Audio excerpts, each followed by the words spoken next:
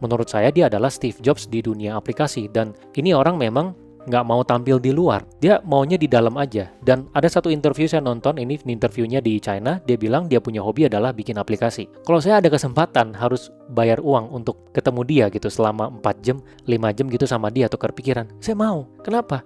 Karena dia pasti tahu sesuatu yang saya nggak tahu gitu. Dan sekarang saya juga dalam posisi membangun produk. Kan kalian tahu ya, saya sekarang lagi membangun aplikasi Growin. Ada satu aplikasi anak-anak yang saya lagi bangun, dan ada satu lagi aplikasi yang saya lagi bangun.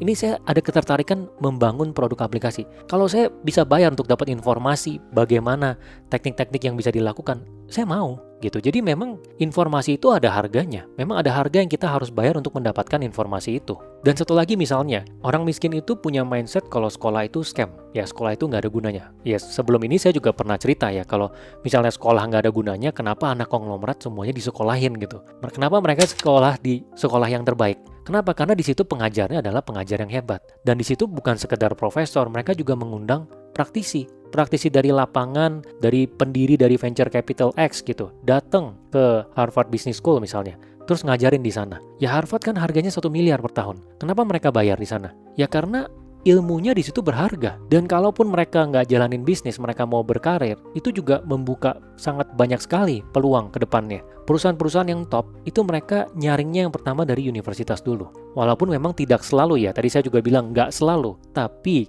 kecenderungannya seperti itu. Kalian kalau nggak percaya, cari aja di Indonesia yang buka booth, misalnya Unilever atau misalnya Astra gitu ya, perusahaan-perusahaan yang top. Itu kalau misalnya kalian lihat di LinkedIn, di dalamnya yang masuk di dalam perusahaannya di posisi yang manajemen trainee, posisi-posisi yang ujungnya jadi leader, itu rata-rata yang universitasnya bagus. Ya mungkin ada pengecualian 10%, 20% yang memang pada saat tes interviewnya sangat bagus, mereka lolos gitu ya dari universitas yang kurang oke, tapi kebanyakan dari universitas yang bagus. Nah, balik lagi ke MBA. Saya sendiri, saya juga ambil MBA. Udah lebih dari 10 tahun yang lalu ya, di umur 20-an saya ngambil MBA.